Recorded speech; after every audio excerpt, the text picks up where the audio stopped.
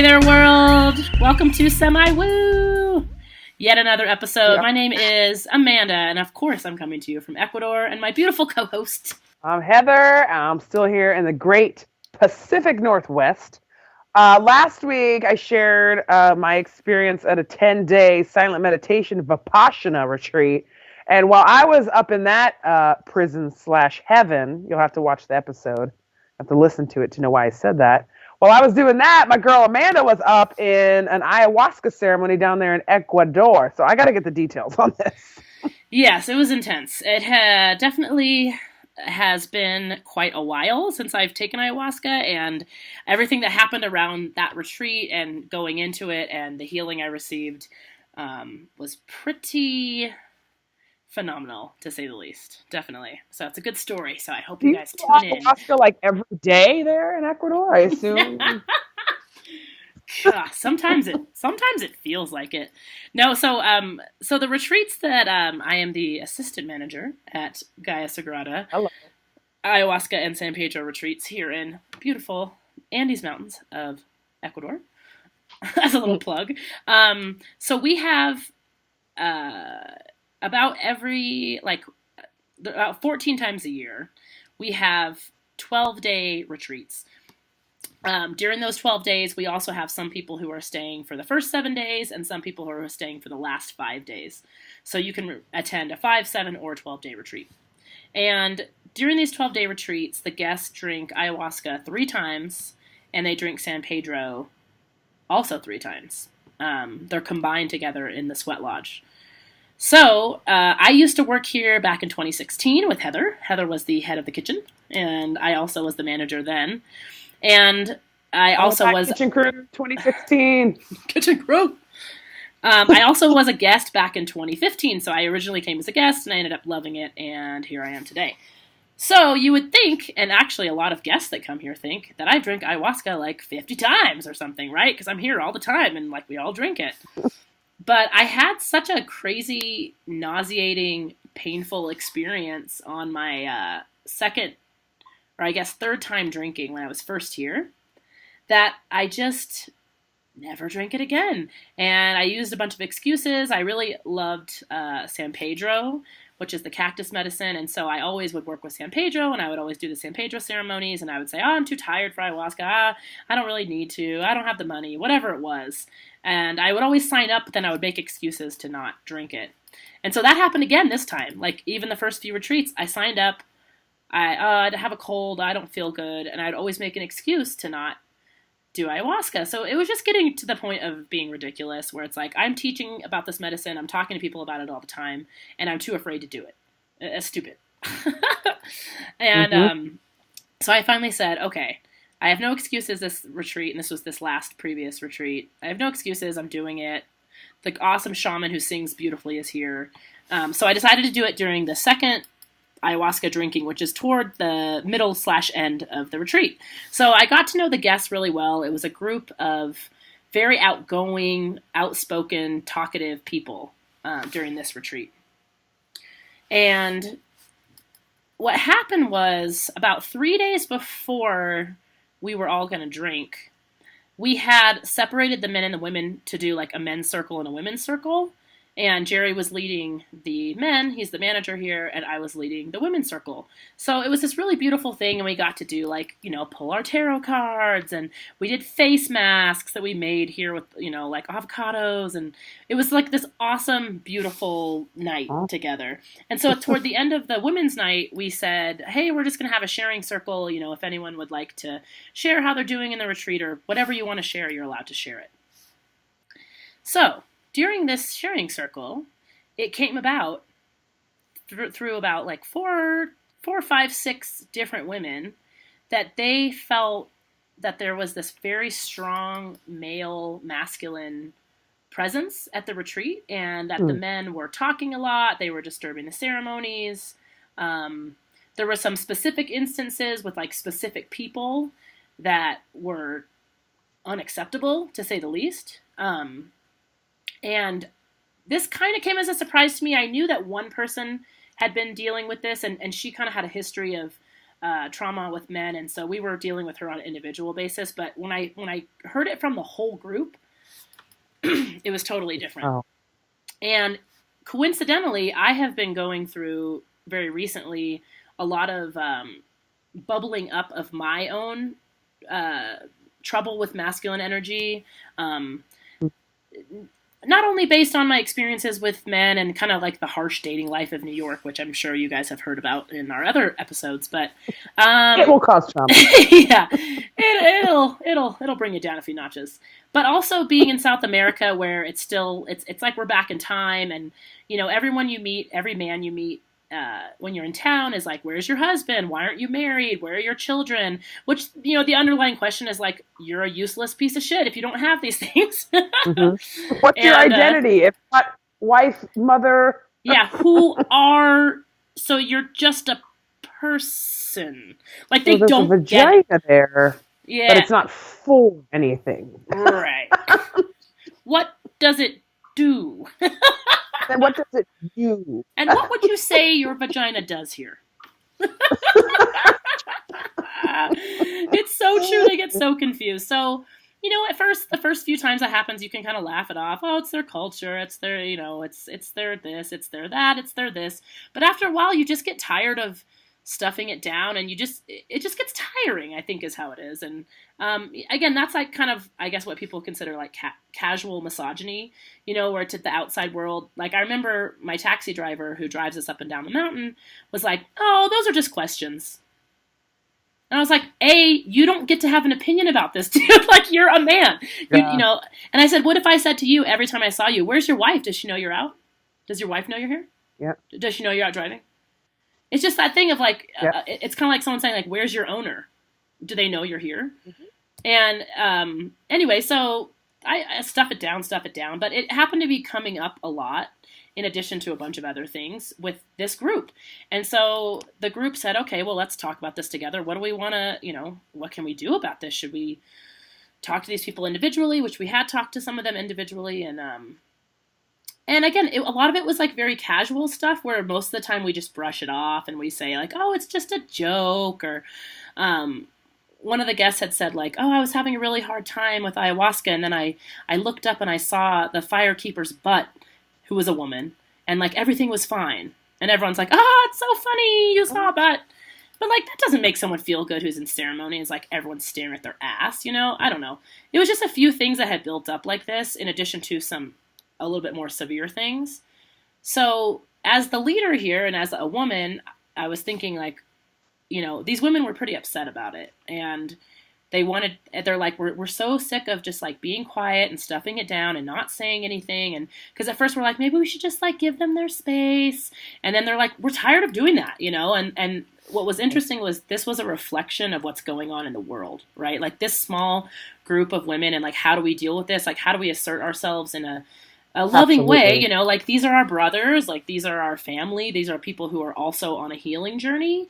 We're obviously not just going to like yell in their face. Like we want to do this gently, but we also don't want to do it so gently like we've been doing forever, which is like, let's just not say anything. Yep. I'm sorry, live in like fear and not speak your truth. Yeah. And so, so I didn't really have any suggestions. I was like, what do you guys want to do? What would feel right to you? How do we approach this? And they said, well, it would be nice if before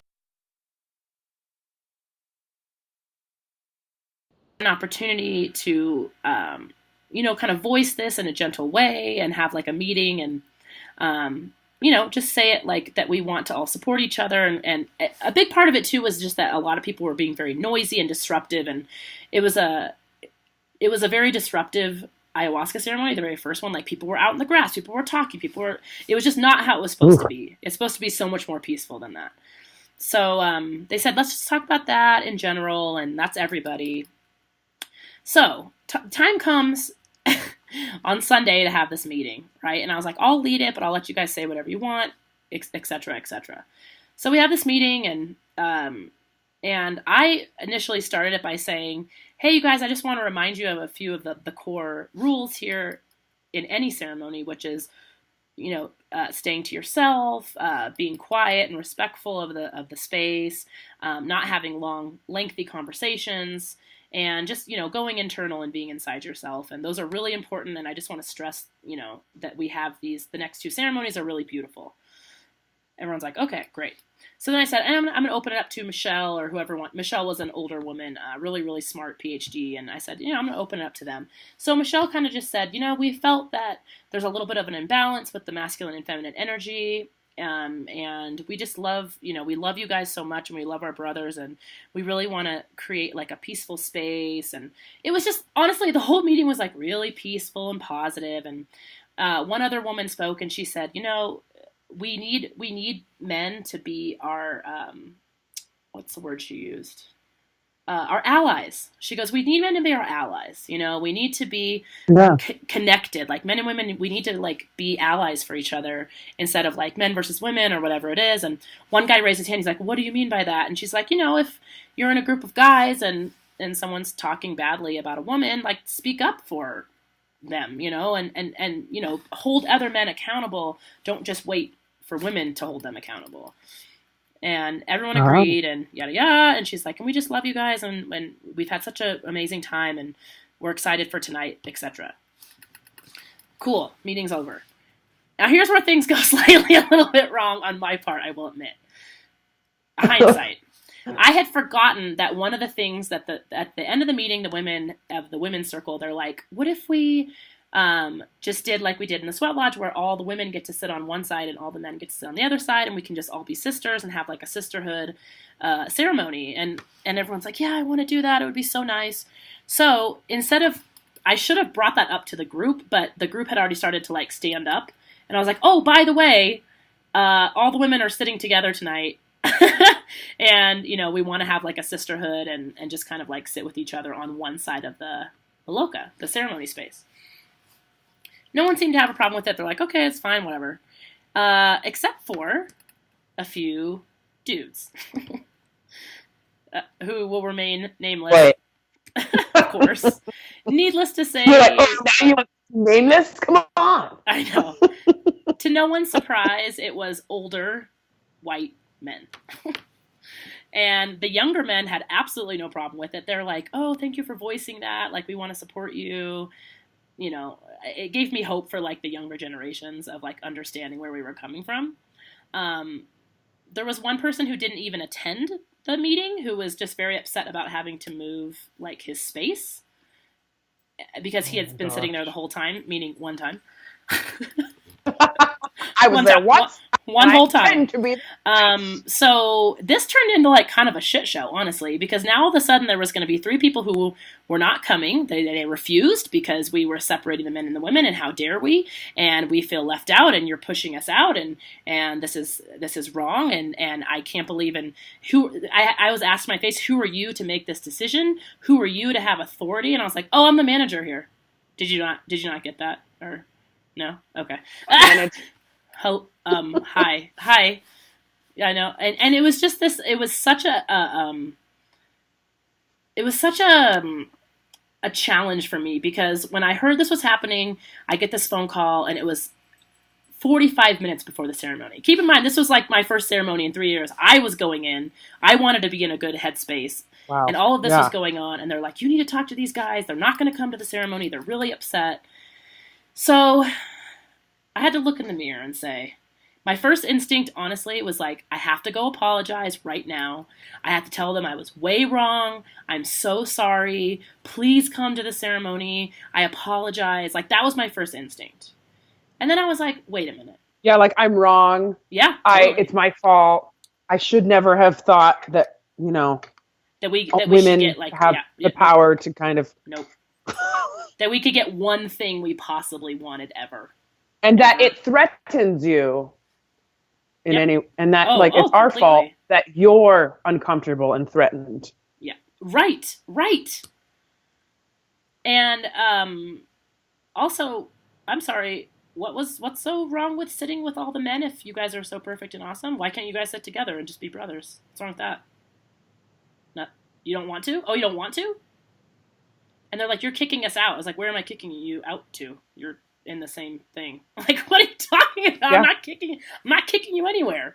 And like, for the opportunity for some self-awareness, bro, because something's going on there. Yeah, huge. And it ended up being a huge lesson for everybody.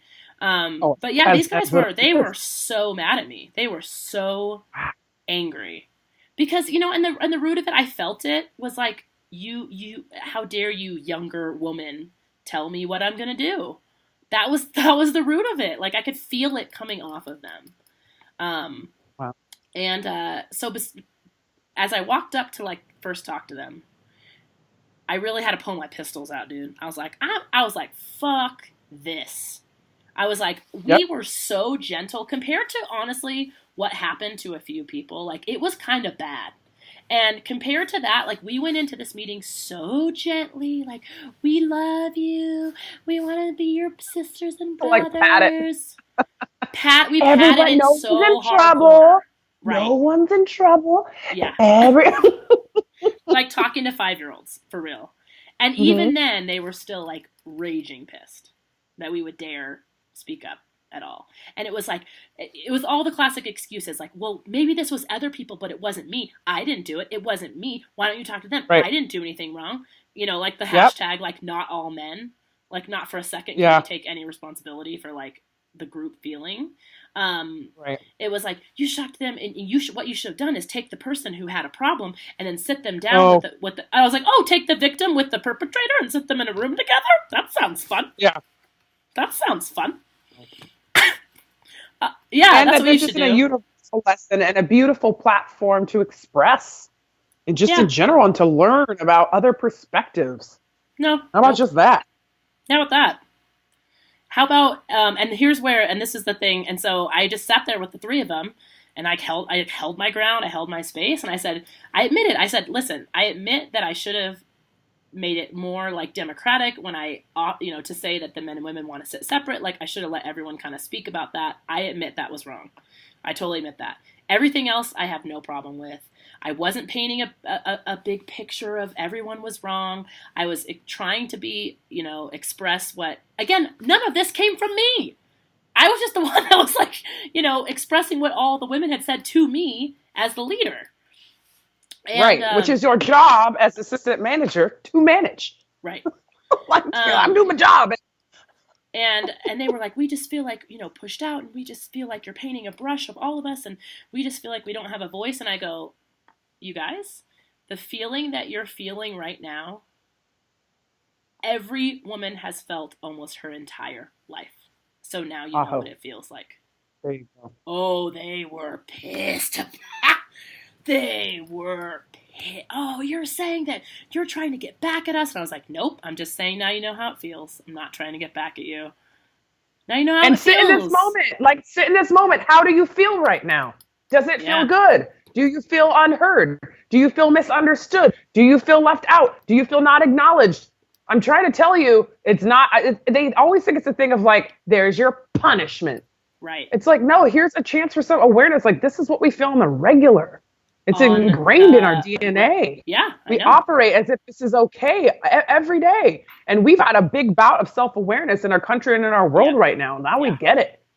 Yeah. And it was just at the end of the day, I was like, we asked for one damn thing, which was like, can we sit next to each other for one night? No, not allowed. Nope. Can't. That's an age-old threat. That's an age-old threat. Women hanging out with just women. Oh. That's been a problem for centuries. What do they do? We're not there, so how can it be beneficial or fun? I know. They're going to talk. They're all going to start sharing ideas and getting backbones and getting ideas about delusions of grandeur. That way, so they're right. They are right. And I think that they sense like there is a power when women get together. It's super powerful, and it's super uplifting, and it just is. But again, the real point was like some of the ones who had been hurt were like, I just don't want to sit next to them anymore. I just want to sit next to people I feel comfortable with, And I'm like, and I held my ground, like, we're doing this. And even Salvador, the shaman, he wasn't that happy about it. He really wasn't. And two of the guys ended up coming into ceremony. One of them really got over it, and he's like, you know what? It's not that big of a deal. It ended up working out and being a big lesson for everybody. But all this to say, I go into ceremony with like feeling so much pressure. So much pressure. Like, how am I even going to have a good ceremony? I'm feeling like people hate me right now. You know, people are blaming me for not doing a ceremony. I was like, that's, you know, I'm like, my boss is going to be mad at me. I was like, this shaman's not that happy with me. Whatever. But I still, at the end, but you know, it was so, you got like, the biggest lesson, biggest excuse to not do it. I know. You know, like a last ditch, like, here's a real excuse if you don't want to walk into this. Yeah. And as a way to be like, no, I want to be here. Yeah. And I held my ground, and and I was like, I'm going into this. Yep. And you know what? Still, this was such a huge opportunity for me to be like, when I had that moment where I was like, I have to face my boss, I have to face these guys, I have to face the shaman. What do I actually feel about this? You know, like, what was my part? Like, what did I do right? What did I do wrong? How do I actually feel? As opposed to like trying to people please or crisis manage the whole situation. And I was like, I just stayed so true to myself and what I really feel. And I ended up feeling so strong about it at the end. Like, wow, I actually didn't, you know, just kowtow to everyone. I'm sorry, and you were right. You know, like, I've done that for so long. We've all done that, right? Like, can we all just be friends and go to the ceremony together and just be friends? And, you know, like, I was about to tell them, like, oh, I'm sorry, like, we'll mix it up. Like, we don't have to do it. It's okay. And it was such a strong instinct in me to, like, want to be liked, as opposed to sticking to what I knew was what felt right to me. So it was awesome. It was really awesome. That's the ingrained part, though, is this, like, do not rock the boat, you're a woman. Everyone has to like you. Don't speak up. Don't rock boats. Don't make ripples. Like, that's a huge part of it. The people-pleasing thing is that is at a DNA level at this point. It is a DNA with level. A large majority of women. Yeah. And it feels weird to, like, make a man mad. I know. It does. And unhappy and not let them get their way. It can feel wrong. Even if you know what you're doing is right and fair and okay and that it's not actually a problem for them. Like, that wasn't a problem for them, you know? And it was so unintentional. And they made it feel like I was doing it intentional, like, to them. And I was like, yeah, I'm not responsible for how you feel about a situation. I'm like, I told you what I'm responsible for, but I'm not responsible to how you're feeling. That's you. You gotta get with these feelings about what this has brought up in you, and like, this is your journey here, and this is your lesson. But yeah, I didn't intentionally I didn't attack anyone. You know, I didn't like hit someone in the face, and then it was my fault. Like, I expressed a sentiment that people had brought to me in a very gentle, loving way. Right. So whatever. Honestly, by then I was like, whatever on this. I'm going to ceremony. Y'all can do whatever you want. Pistols up. Goodbye. Right. That's how I felt. Right. Like, I know my intentions. It's not to hurt. It's to help. It's to grow. It's to provide opportunity for growth. And like, if you can't get with that, I can't help you. Like, and I'm not supposed. You've called this opportunity into your life to like do whatever you need to do. Right. I also don't care at all. I'm just out of. And here's what was interesting: is ended up the person who was like railing kind of the most about like, it wasn't me, I didn't do anything. Find out a few days later, it was. Interesting. Right. So anyway, all this goes to say, we get into ceremony. Salvador opens with this huge thing about that men and women shouldn't be separate, and we're all the same, and you know, and I was like sitting there like, oh my God, you know, which of course I understand, but the irony was at the same time his wife is at this like women's gathering in Mexico, and I was like, there is a benefit to being. I understand at our core we don't have gender and we don't have, you know, sexual identity, and we're all the same and we're all connected. But while we're in this human reality, we do have that, and my intention was never to segregate or to like say who was better. It was this is what I told the guys at one point too. I go, if you would have come to me and said, hey, me and the guys had this like great time at the men's meeting, and we kind of want to sit together like as a brotherhood and, you know, support each other in the ceremony. Do you think any of the women would have had a single problem with that? Absolutely not. No way. Bless their hearts. No way. It would have been beautiful. Oh, super beautiful. Men power, strength, brotherhood. Awesome. Women do it. Oh, Vulnerability. you guys are gonna Closeness, turn into witches and curse us connection, all. community, Yeah. all the things that it would have meant. Yeah. Which it did. So, I go into the ceremony. I'm like, it was so heavy that I had to just rise above it. I'm like, whatever. I'm on my own journey. I'm doing my own thing.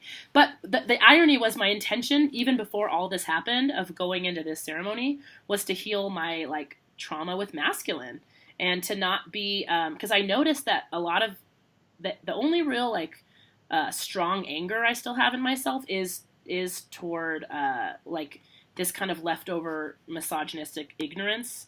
Like it really angers me still. Like I'm so done with it. Like I'm at that point where like I'm done with it. I'm done explaining. I'm done like being nice and being like, oh, they're just asking. But at the same time, it's only hurting me to have that reaction and to have that anger and not be patient with what's happening with consciousness and letting it happen. So I was like, ayahuasca, like I want to heal this. I want to heal this masculine side, this masculine anger I have, and that was my intention, right? So I take the first drink. The music is beautiful. Within like 10 minutes, medicine affects me so strongly. So within 10 minutes, I'm like having visuals. Of course, I am a little bit nauseous. It's just kind of the way ayahuasca works with me. I just get nauseous. That's how it happens. But I was doing so much of a better job this time of accepting it and breathing with it and saying like, thank you for the nausea. Thank you for working on me. I know it's all part of the process. Like I was really accepting it so much better than I had before. And I think before, when I had the hard night, I was just fighting it the whole night. That resistance turns into what actually makes you sick. I know. The surrender and the ability to be with a strong emotion, good or bad, because even the good ones can be heavy. I know. Is how you'll flow through that journey and get what you need out of it. But that takes practice. That's a true testament to your meditation practice too. Meditation drop. No, it has. It's a huge difference from where I was a few years ago. Huge difference. The whole experience was. But one of the most beautiful things I saw that was this incredible lesson to me was the shaman was singing with her. They have this kind of like a bundle of leaves that kind of makes like a shh, shh, shh, shh, shh, shh sound.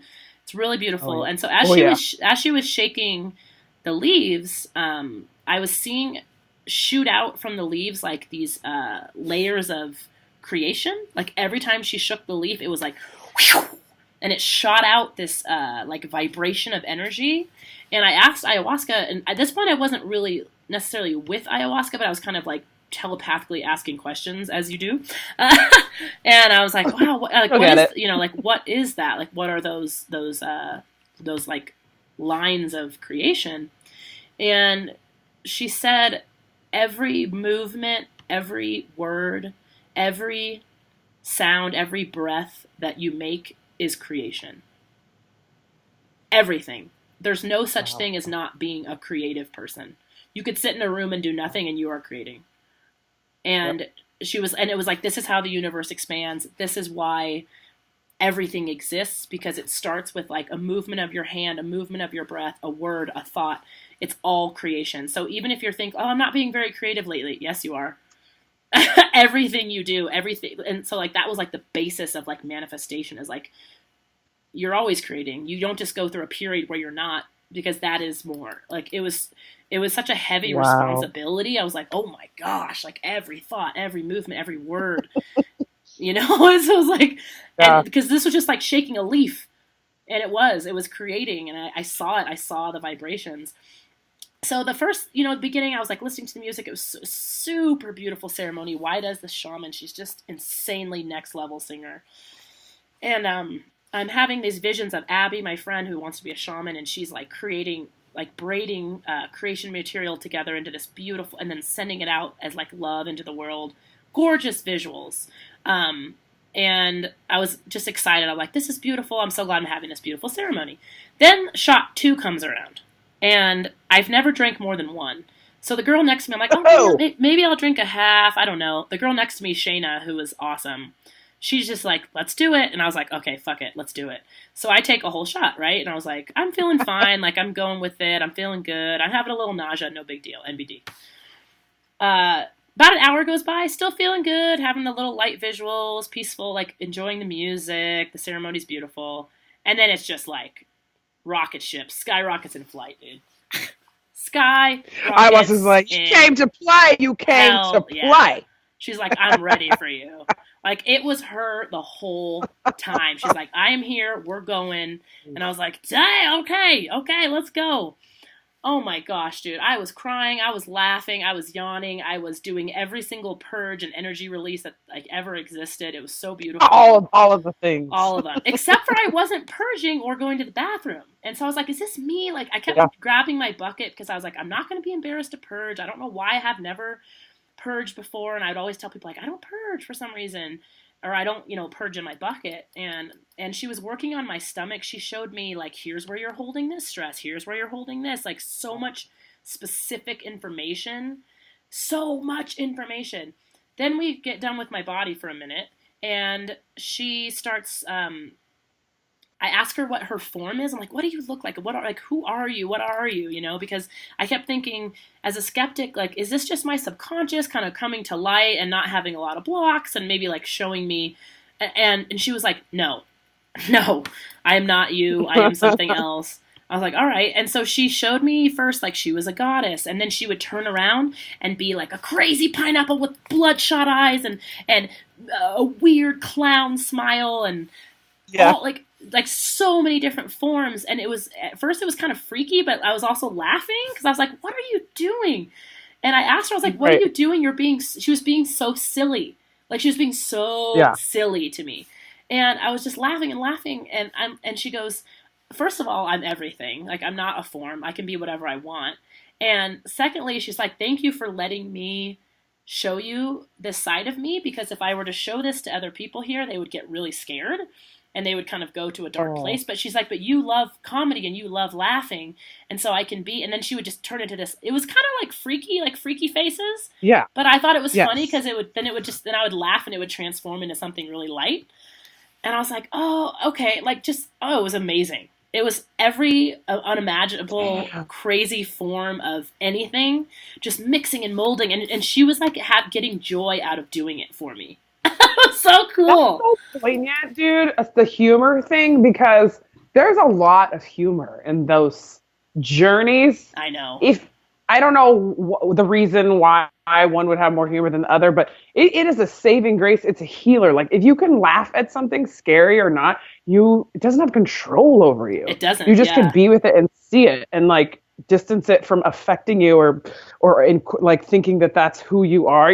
Like, oh, now I'm in a bad trip. Like, right. It's a good. And I could have easily, and I could see how I could be like, ooh, that one was really weird, and she'd turn around and go, ooh, and it would like kind of freak me out a little bit, but then I would just be like, you're so silly, and I would like say that in my head, and then she'd like beat a pineapple again or something, I don't know, it was just so, it was really like a way I felt like we had this like fun moment. It might have been an hour for all I know, where she was just like enjoying my presence and I was enjoying her presence, and it was kind of like we were just like dancing together, and it was really fun. Then all of a sudden she kind of shuts me down and I get really emotional, and she's like, look down. And I was like, okay. And I look, this is all with my eyes closed, of course, right? Sure. I look down and I'm wearing like a white wedding gown with all of these beautiful like colors, like these almost like rainbow lace glitter, like something I totally would wear, right? Like right. Some sort of rainbow being made glitter. As we speak. Yeah. And I was like, what is this? And she's like, I want to show you your wedding day. And I was like, oh, what? Yeah. Oh, let me back up 2 seconds.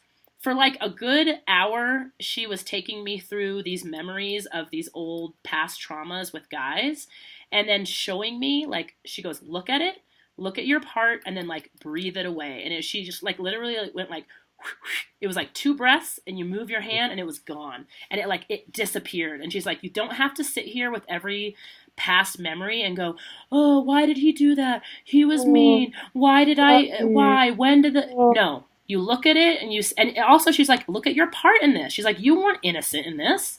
You weren't innocent in all these things. You treated people badly. You didn't call people back. You ghosted people. You did the same thing. So look at your part, look at their part, and then it's gone. And then goodbye, breathe it away, never again. So she did this with all kinds. It's like, bam, memory, breathe it away. Bam, memory, childhood memory, someone being mean, breathe it away. Like, it was crazy and it was so fast, just like healing, done. I'm like, is that it? Is that how you do it? She's like, that's how you do it.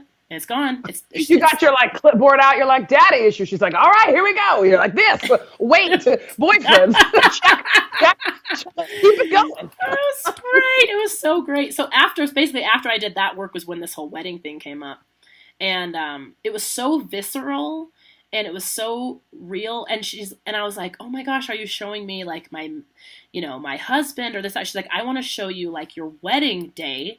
Because it's something, it's something I've never visualized really. Like, I'll talk about it, I have a pool party or this or that. But to actually feel like what it would be like to be a bride, to be in the dress, and to be like that center of attention.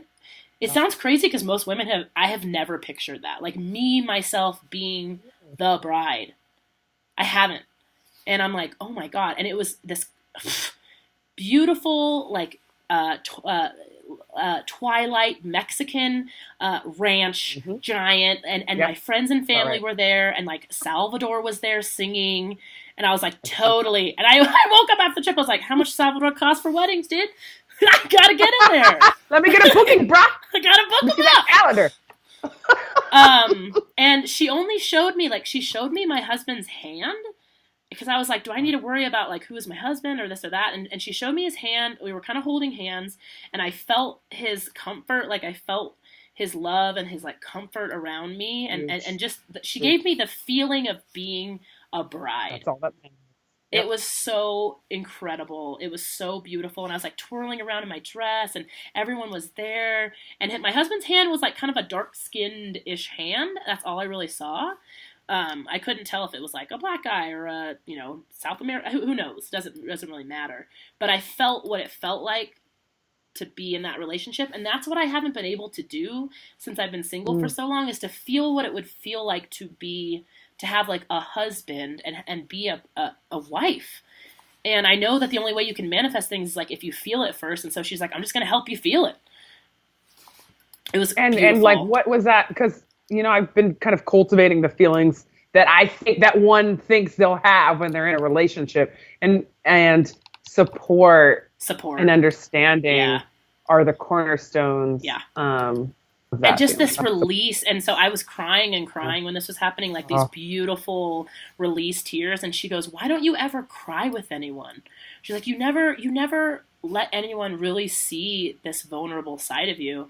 And what's funny is like, this is something that my friend Adam said. He's like, I'm very open, but I'm not vulnerable. And that's how I feel. Like, I'll tell anyone anything about my life. I'll tell them all my stories. I'm not embarrassed, but I'm not vulnerable with people. Like, I won't let them see me cry. I won't let them see me, like, weak or tired. Maybe frustrated, but not, frustrated's different. Frustrated is almost like, I'm so stressed and here's why I'm frustrated. But for someone to see you like weak or like lonely or, like the kind of like the actual, like, this is vulnerable. And she's like, she's like helping me cry. She's like, keep crying. But she's like, you got to do this more often. You got to like, and part of it was exercise too. She's like, run, cry, like do all these things that release this Get energy. Out. Yeah. Release. Release. Yeah, it was like release. And in order to like prepare yourself and just release like all those emotions that we had just like washed away. And she's like, now release it, like release all the leftover junk and everything that's in. And I just realized I hadn't done that. And it's just funny when you see yourself in a different light. Like when I was like, oh, I feel like I always tell the truth to people about who I am. And I have this podcast where I share everything about who I am. But I was like, I'm not vulnerable. I don't like crying in front of people or even close friends, I don't know. It was true. I was like, that's true. I don't like doing that. And I don't like, purging at the ceremony and all these things. And That's so common too, though. That's this thought of vulnerability. That's another feeling that is a treasure to have with somebody that you feel close with, that you would marry, is right. the opportunity to feel safe and vulnerable at the same time, which doesn't go fucking hand in hand on our day to day. No, it's called weakness in a lot of cultures and communities. But it's this huge strength that in that space of that vulnerability, if you can show it, like, what can someone do or say to you then? And letting someone help you, and just like knowing that there's like, I don't have to wait. She also showed me how much love I have in my life. And she's like, you don't have to wait around to be as vulnerable or as close to this person, this like husband. You don't have to wait around for that person. Like, you can do that with the people already in your life. And I was like, yeah, that's true. And I need to learn how to do that. And so that's like a big lesson for me. One last thing I want to say. Long story short, it was an absolutely incredible journey. I felt like it was like 15 years long. She wouldn't she wouldn't let me go to sleep, dude. Like, at the prayers, it was like 4 a.m. and we were doing like the closing prayers. Totally high. Totally still on the journey, like nowhere near finished. I was so dizzy I couldn't stand. I couldn't even look at the lights. Because you were totally surrendered, dude. She's like, you have said, take care of me. Like guide me, use me. Yeah. I couldn't she even sees an open roller coaster ride. She's going to play. You know what I mean? If you come fully surrendered, you're going to get the ride. You're good. Yeah, for sure. The whole thing. Because we first drank at like 7:30. I couldn't even like go to sleep or close my eyes without having lessons and visuals until like 8 a.m. It's like LSD. You're like, just stop. I understand. No, it was like that. It was a little bit much after a while. But this is something that you will truly enjoy, that I thought was like one of the best parts of it. But so one of the things, she was letting me just ask her questions. She's like, you can just ask me questions. And I was like, oh my gosh, like this is so fun, like Q&A with ayahuasca. What happened to Amelia Earhart? What happened? I'll ask her about Amelia Earhart next time. I promise. Please. Me.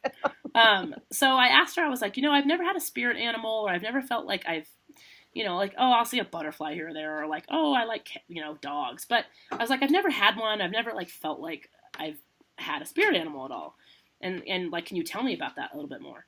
And she said, when you were looking for your dog, Mia, you had so much desire and so much love and so much like pure, kind of like non-resistant desire to find an animal that was going to be, like your companion, which I did. I was looking for Mia for like 1.5 years. Like, I could not find a dog. I just kept looking through all these. I was like, no, it's not right. This one's not right.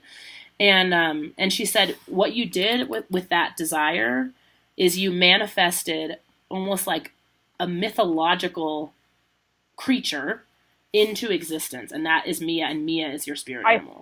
I had that. Oh my God, that popped up in my fucking meditations, dude. I'm like, day 9.5 was like, Mia's Amanda's spirit animal. What? Are you kidding? Oh my God. And no way. Off this episode, I have all this other. I can't believe I haven't even told you that. That's fucking crazy. That's what it was, and that's why everyone's always like, she looks like a creature, she looks like a wolf, she looks like a gremlin, she looks like a this, and I was like, I know, dude. Like, Mia is so exactly my support in this life. She's my spirit animal, she's my guide, she teaches me things. Like, at that point, I was like, I couldn't move, I was so dizzy, I'm like, where's my dog? I need my dog. And she's with you there, like... I know, it's amazing. And also, she just teaches me about love. Like, I always, I've had her she'll be 14 in a few weeks. 14, this dog. Woo! And I swear, I love her more every day. I don't even know how it's possible. It's amazing. But what she was saying is, she's like, you have no idea how powerful you are. She was kind of saying, like, she gets like a little bit frustrated with, like our limitless potential, but how we like get so bogged down by like our ego and my problems and my anxiety and all this stuff. Yeah, and she's like, all you have to do to create anything and to literally pull it out of mythology and out of ideas and out of thought and into reality is just have a pure desire and no resistance to it. That's it. Which sounds easier than it is.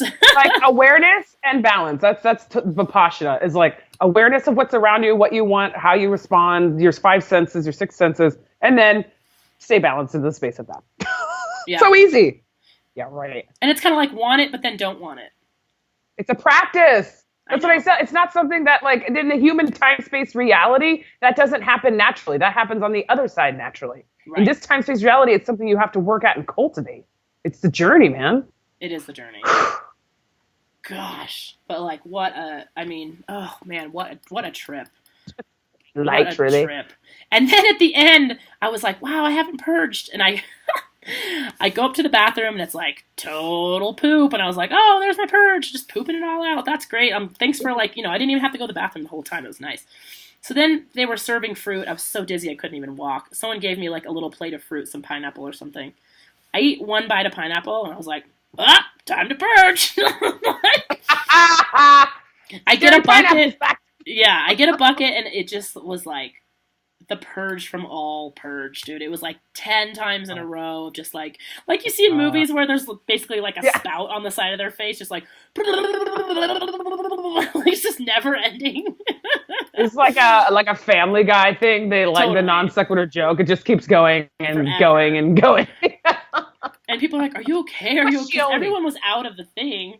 And, yeah, definitely. So, we're done, right? She saved it up for the very, very end. It was awesome. What was your question? What was I wearing at your wedding? I didn't see specific people. It was really annoying. I'm kidding. I'm totally kidding. No. I know. No, because I was thinking that as I I'm going to be there, bitch. You said you had me at the ranch in Mexico. Well, actually, I was like, Ayahuasca, are you sure there's not a pool nearby? Because I have big plans for pool. I completely visualize the festivitados, dude. I've got this. I can't wait. I might just have a little like dry run when I'm not married just to like make sure it's all going to work out. Right. And that was what was so cool is like the wedding was a part of it and being at the wedding, but the biggest part was like the focus being on me, the feeling of love, the feeling of being loved by my husband and supported, and like the support of everyone. And that's why I feel that I'm, it's kind of the only thing that I really want. Like I'm not at want for much. I love my career. I love my creative outlets. I love my friends. I love travel. Like I love my dog.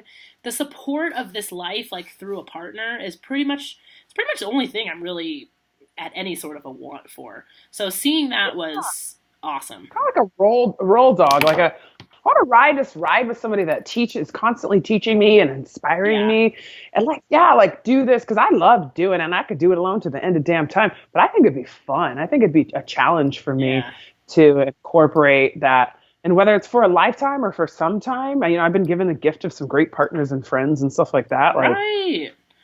Yeah, I don't care about that. I could give a shit about how long it is. I am gonna have that damn party though. Let me tell you what. You better be booking store. Come on. Also, no kids, no crazy religious people, and no one that I don't like. Sorry, dumb wedding traditions. Sorry. Oh my gosh. Children? No, not allowed. They don't even want to be there. They don't want to be there. Like making gack and shit. Let them do that. And then you're paying what, like $35 for them to eat some piece of steak they take one bite of, and then they're running around like crazy at your. Oh no, never, not happening. Oh man. Wow. So anyway, thanks for sharing. I know this journey was a long time coming in the making, and I know it's so interesting. Like I'm sure you've written down a lot of things because a lot of times you go on these journeys and it's not all obvious. It's not all obvious, but it's poignant, and it was something. And I've written in journals and come back a year later and been like, that was that! Or it like makes sense later on. These journeys are so nuanced and layered, and it's incredible to have a journey that was so specific, that was so clear and open. And again, true testament to your practice. And I can't wait to go on another journey with like what I know now. Oh my gosh, can you imagine? That's like I'm bound. I'm so excited for my next journey. Yeah. So it's only getting better and better and clearer, and wow.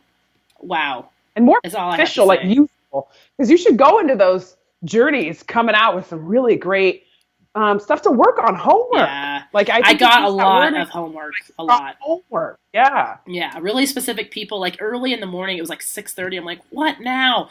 She's like, remember this person in your life who you haven't talked to in a while? Well, you need to say this. It was like such specific homework. It was crazy. And I'm like, okay, I'll do that. And I was like, can I sleep now? Nope. Okay, well, how about this? I'm like, okay. And it was funny because I hadn't, like, you know, seen her in a long time. And I think she was like, well, you're here now and I have your attention. So let's get some stuff. Next time I'm going to see you. So. Right. I know. It's like a grandma, like, well, you never call, so we're going to talk for a long time. Do you think you'll go on another journey soon? Or? Yes, I can't wait. Yeah. Okay. Yeah. Cool. And the thing is with that, it's like you have a journey like that, and you never know, the next time could be like horrible and boring and painful and like, what the fuck? Yes, but that's just how it is. Journey, and that's the meta part of this like equanimity thing is like even within your spiritual growth, you have ups and downs, and you have what we'll call good journeys and bad journeys, and like what does that even mean? So I know. Oh, cool. Man, so awesome. But yeah, you're definitely there. You're wearing whatever you want to be wearing, of course. Can you imagine, like, as a late 30s or 40-year-old woman, like, trying to get other women your age to, like, wear the same dress? No, I would. Weird. I think I'm gonna like prank you guys and just pretend like you don't know this, and like send you some like, you know, $325 tulle dress just to prank you guys out. But you appreciate that, right? Yeah.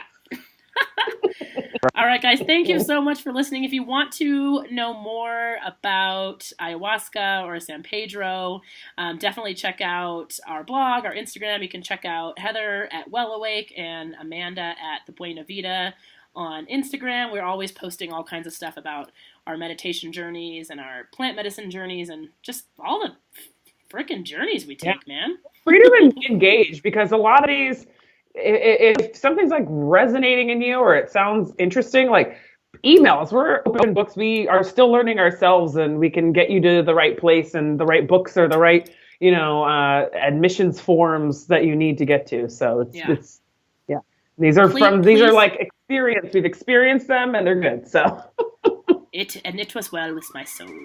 Thank you guys so much for listening, and we'll see you next week on the Woo. Love you. Love you. Bye.